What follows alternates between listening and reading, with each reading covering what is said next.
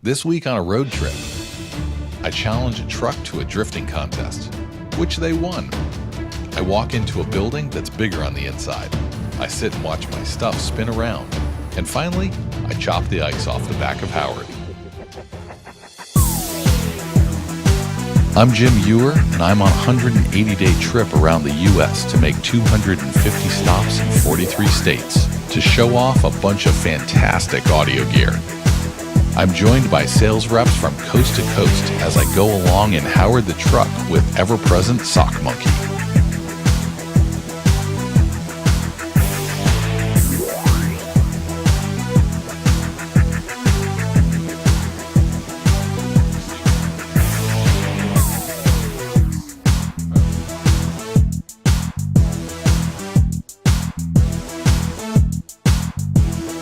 On our last adventure, we took a music history tour on segways around Nashville with Ride Nashville. We stopped at the Nashville Music Hall of Fame, saw some great music-related art, and somehow avoided tickets whilst racing segways in the park.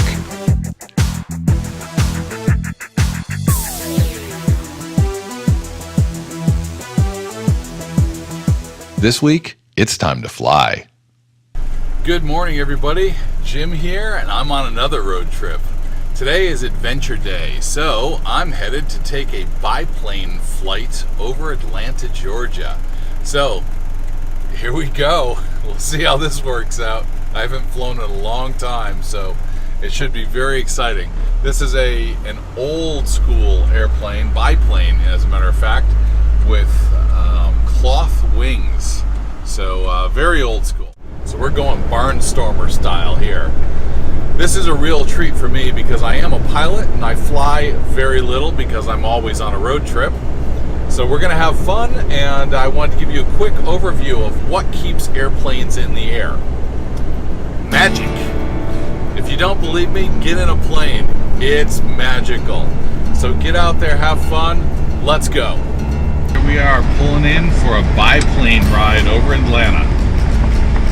It's run out of the back of the restaurant at the 57th Fighter Group, which, by the way, is a fantastic restaurant if you've never been there. I always like going in here as well because they have the old school MASH type vehicles. After arriving at the 57th Fighter Group, I met Odie, who would be my pilot and guide for the day. Odie was a wealth of knowledge on the plane, and as a crop duster, was well acquainted with flying tail dragger airplanes. The airplane? A Wakko YMF V.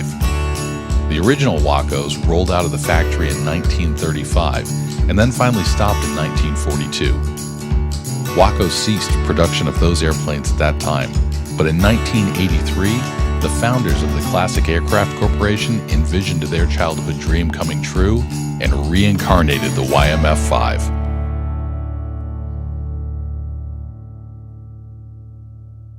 In the history of aviation, no company had ever taken a 50-year-old design and manufactured it as new on the original FAA type certificate. The Wakko was reborn. Open cockpit. Here we go, freezing cold.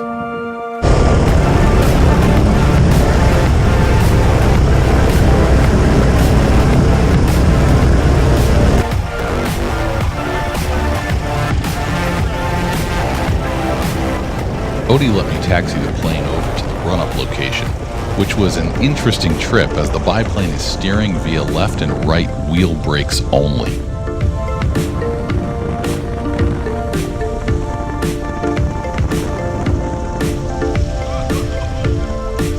It was a pretty quick learning curve, but left me feeling a little bit like a newbie.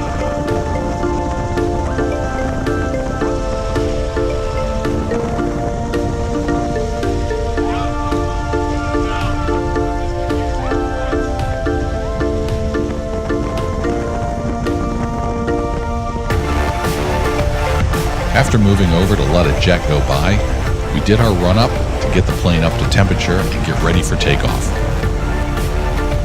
We were cleared for takeoff, and up we go.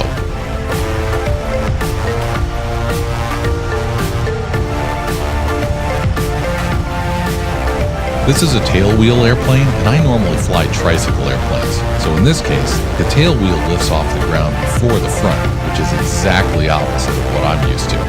It's a strange feeling the first time it happens.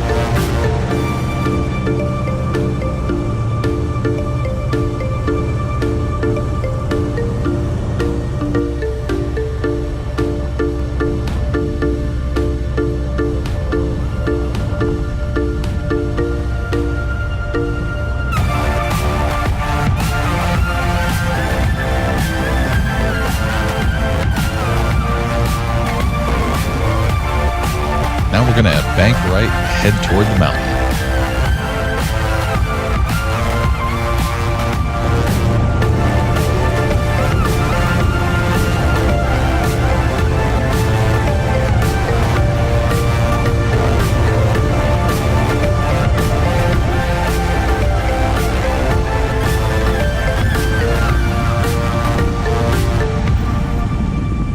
The Biplane Ride over Atlanta is a 45-minute tour of the area with a few options. I took the self-flight option because I wanted to pilot the aircraft myself. As well, I took the option to fly over Stone Mountain and then an aerial tour over Atlanta downtown.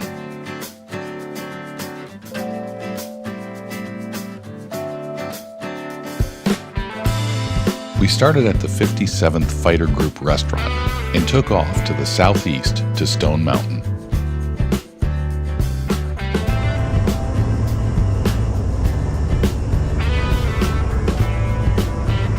Stone Mountain is a year-round park to the east of Atlanta, Georgia.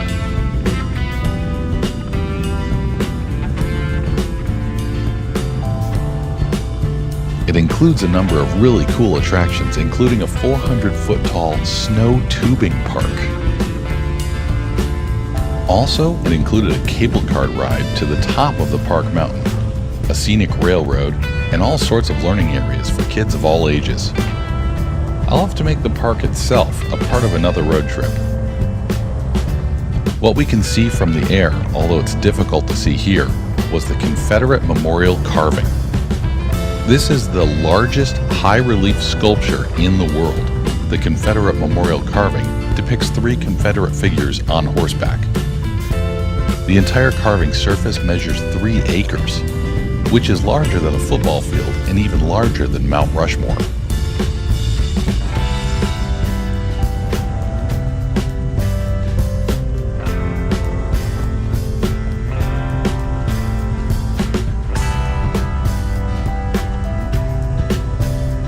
After a quick flight around Stone Mountain, it was time to head off to downtown Atlanta.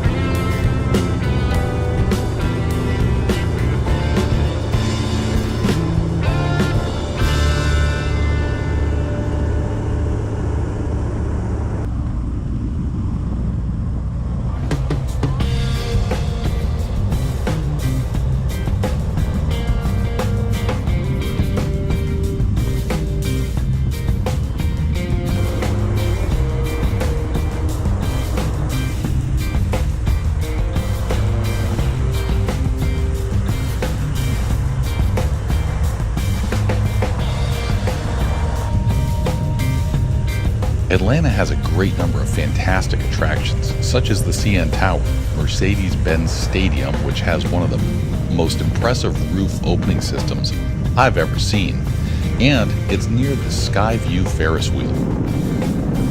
After a quick look online, Atlanta has over 50 very interesting attractions that would hold my attention. This place has a lot going on.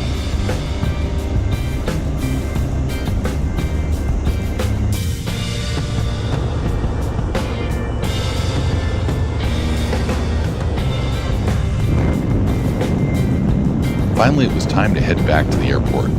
The flight back was fantastic. The temperature could have been better. It was below freezing in the plane for the entire trip. So if you're not carrying ski gear with you like I am, you might want to wait for warmer weather. We lined up and I had to give control back to Odie for landing. Sadly, I ran out of battery on the cameras before landing. In our next episode on Road Trip with Jim Ewer, we take a 41-foot sailing yacht out into the Florida Keys for an ASA 104 sailing class. You don't want to miss this. So, thanks for joining us. I hope you enjoyed the trip, and I'll see you on another road trip.